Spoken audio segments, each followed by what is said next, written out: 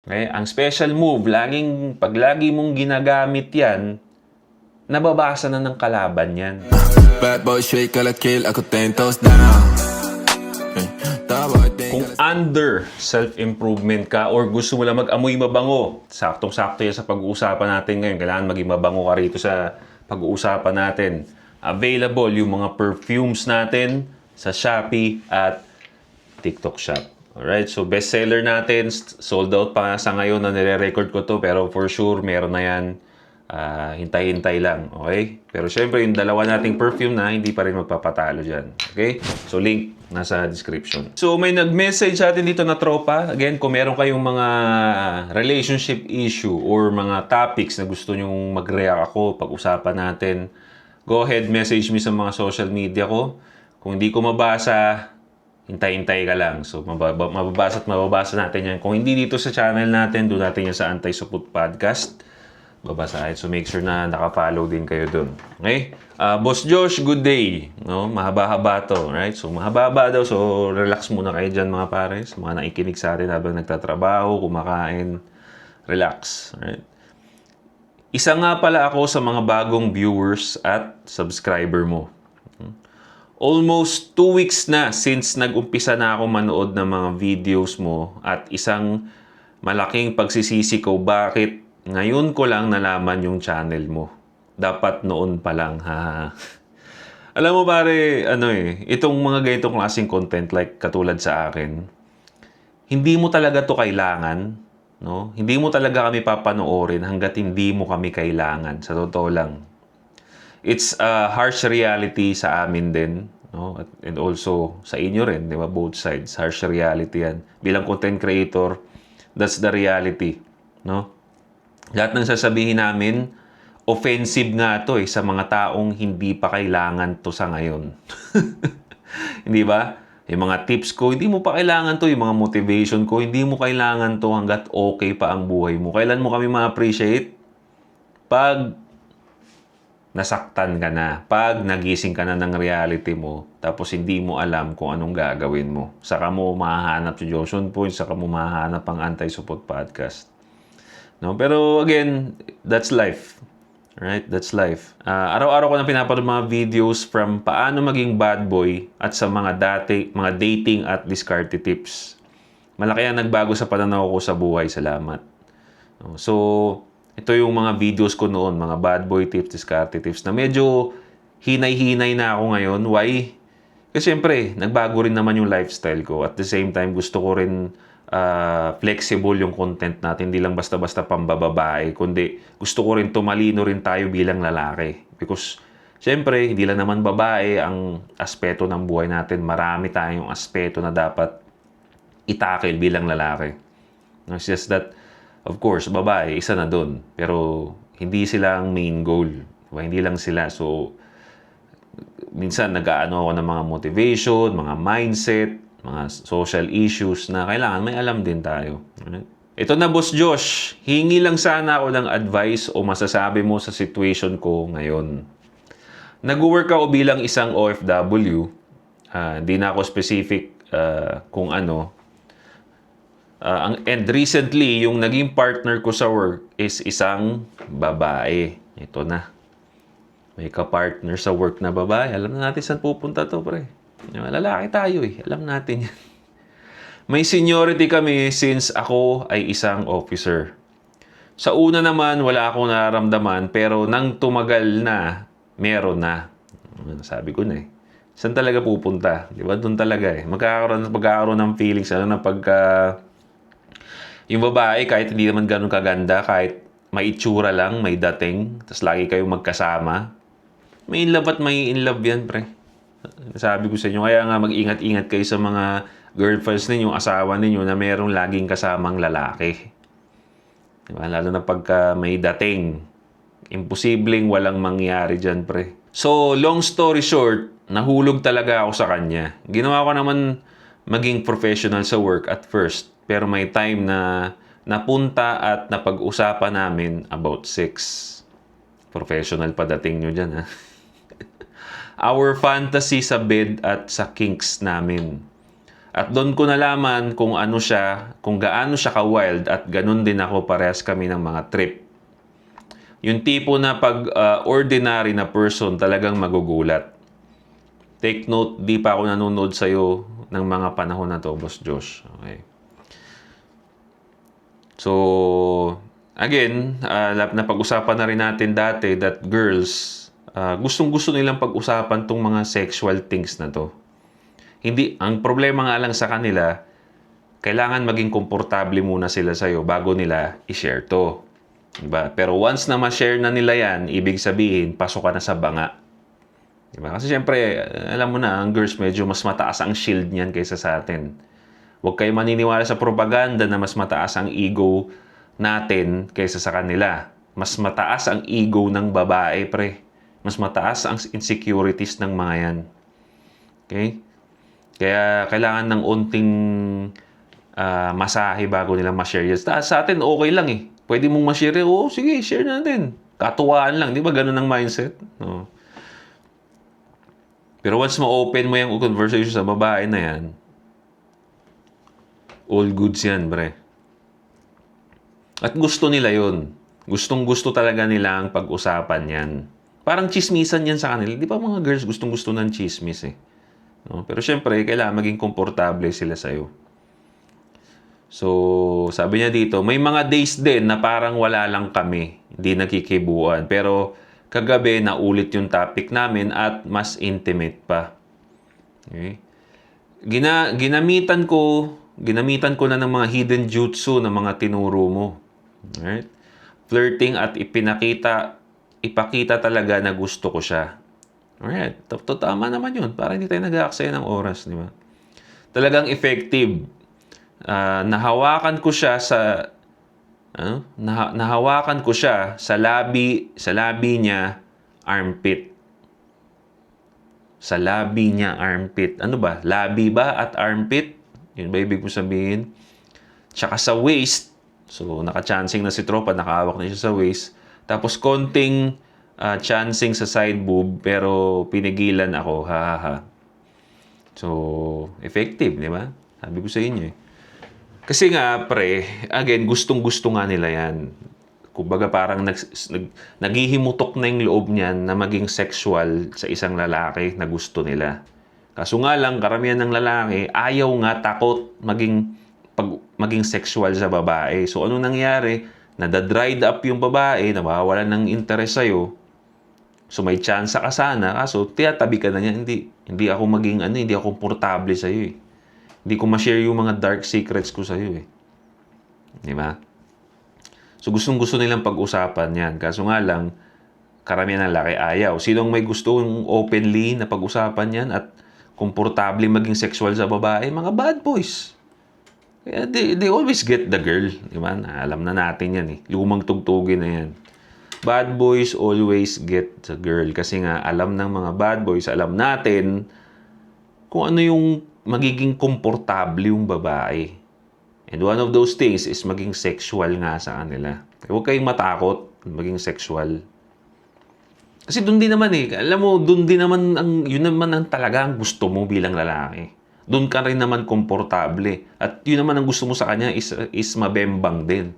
Bakit mo pa papatagalin, hindi ba? Diba? So, para no waste time tayo lagi. Ganun lang.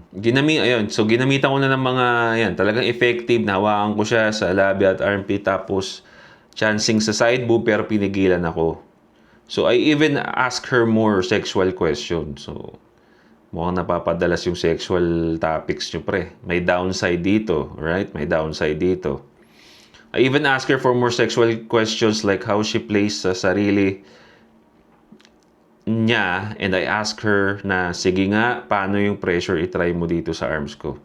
So, at ginawa niya naman, at ganun daw yung pressure. So, pinagawa niya sa babae. So, again, may downside to. I like yung diskarte mo, pare. Kumaga, ito yung klase ng move na kumukurot ka na eh, di ba? Usually ganun. Pagka gusto mo yung lechon, hindi pa pwedeng kumain, kinukurot mo muna para matikman. Nangigets yung ibig ko sabihin. So, may mga pinapagawa si tropa na para mapunta tayo dun sa sexual. Kasi para makain mo mamaya. Diba? Pero, ayun, ito yung tinatawag ko na kurut-kurut lang. Kumukurot si tropa eh. Diba?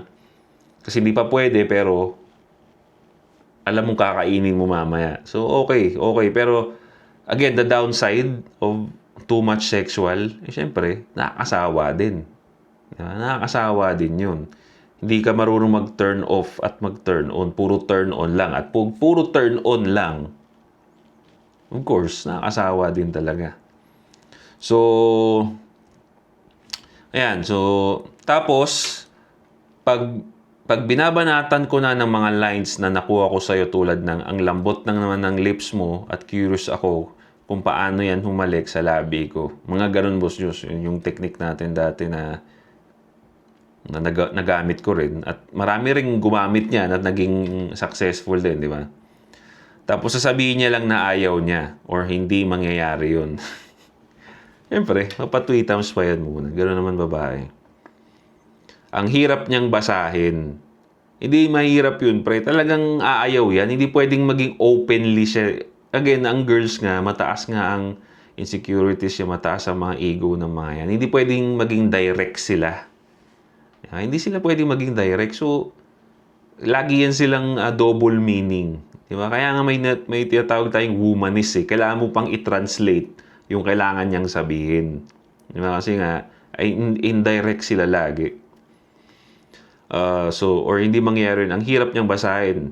May minsan din na dry yung pag-uusap namin since kung ano yung tanong ko, yun lang din ang sagot niya. Which is good. Kailangan minsan ganun, pre. Huwag kayong mabahala na minsan boring ang ninyo, ang interaction ninyo sa babae. Kailangan yun. Kailangan may boring times para ma-appreciate yung special move. Diba? Kailangan jumajab ka muna. Diba? Parang boxing, kailangan jumajab ka rin. Boring ang jab, pero kailangan may jab para malito yung kalaban, maipasok mo yung uppercut mo, kaya yung hook mo. Hindi pwedeng hook ka ng hook. Diba? Hindi pwedeng special move ka ng special move. Ang special move, pag laging ginagamit, hindi na siya nagiging special. Nababasa na siya ng kalaban. It becomes boring. Okay? So, ang hirap niyang basahin. Minsan din, dry yung pag-uusap namin since kung ano yung tanong ko, yun din ang sagot niya. May times din na katulad kagabi. Ano masasabi mo, Boss Josh? May pahabol nga pala ako. May pinagsisilosan din akong kasama namin sa work na sobrang close nila at kagabi ko lang din nalaman na nakwento niya yung kinks niya doon. So, kinks niya doon sa ka-work namin. So, yung ginawa niya sa'yo, ginawa niya rin sa iba. Pero, it doesn't matter. Hindi nagmamatter to. Dumidiskarte ka pa lang naman eh. Di ba? Wala to. At for sure, itong babae na to, hindi mo naman sinabi. Baka bago-bago lang din to. Ito yung way niya siguro para makilala yung mga or mapalapit. Maging close kagad kung sino man yung mga katrabaho niya dyan. No? Pero wag mong seryosohin to. Kasi ang mali mo, pre, ang mali nating mga lalaki, diskarte pa lang, may feelings kagad tayo, mahal na natin. Kaya, wala pa namang label, wala pa namang nangyayari. Unting dikit ng ibang lalaki, nasasaktan na tayo. Sino may kasalanan nun? Tayo.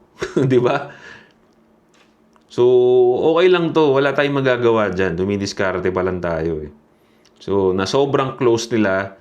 So, yun, napagkwento nga din yung kinks nga rin doon sa ibang lalaki. Buti naman, nag-umpisa na akong manood sa inyo at nag-keep calm ako at in-ignore at tinuloy ko agad yung sexual convo namin.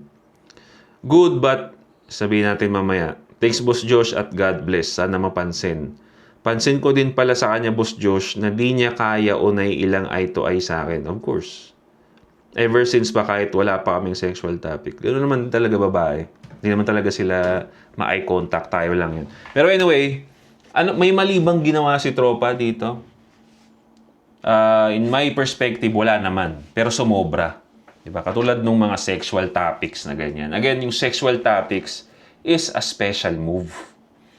Okay? Ang special move, pag lagi mong ginagamit yan, nababasa na ng kalaban yan. Okay? So, huwag kayong matakot na maging boring yung usapan ninyo kasi nga, Yung boring is what makes special movie special. Okay? So, dun ka naging mali, pare. Sumobra ka sa sexual topics. Kailangan matuto rin tayo paano mag-conversate ng normal lang. Normal. Kasi yung sexual topics is for sexual tension nga naman. Diba? Ibang, ano naman yun, ibang parte yun. Kailangan, meron din tayong, yung personal naman topic na ma-open up mo pag marunong ka makipag-conversate ng normal. Siguro, sexual topics, okay, kung bebembangin mo lang yung babae. Diba? For one night stand lang, puro ganun usapan niyo, hindi naman kayo magtatagal eh. Pero syempre, marunong ka rin makipag-usap ng mga small talks. Hindi kailangan maging sexual. Diba? Kumusta araw mo? Oh, pansin ko, parang medyo magulo yung buhok mo, okay lang ba yung biyahe mo, ang mahangin, mga ganun type shit, hindi kailangan na laging sexual. And also, hindi mo nabanggit, so I assume hindi mo nagawa, is date. Okay, nakikipag-flirt ka na. Oh, nagsidus ka agad, wala namang date. Oh, so, unting kausap niyan sa ibang lalaki, maging close yan sa ibang lalaki, magsiselos ka talaga. Wala kang nilamang eh. Diba? Date ang magpapalamang sa atin at date din ang magsisil ng deal kung may something ba dun sa babae. Right? So, i-date mo na, ilabas mo na para mas komportable kung magmamanyakan kayo, hindi siya mahihiya. Kasi sabi mo, sina-side boobs mo. So, baka kasi nandun kayo sa premises ng opisina nyo. Kaya maiilang talaga yan. O, yung sa lips din. Sinabi mo na, kumusta yung sa lips?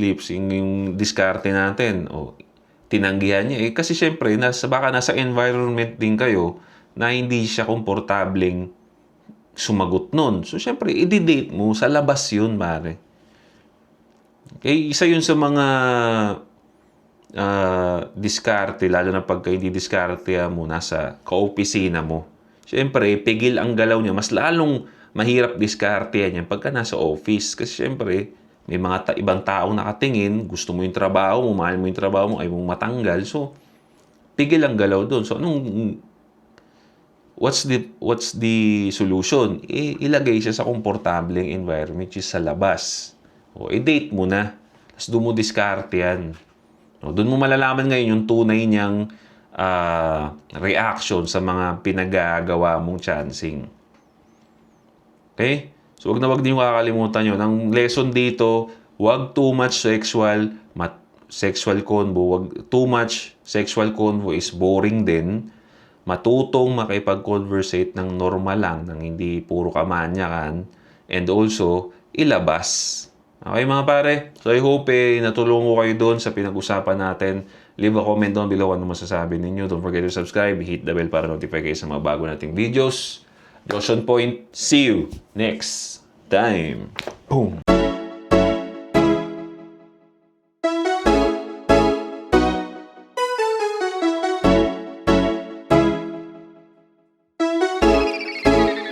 GFAB.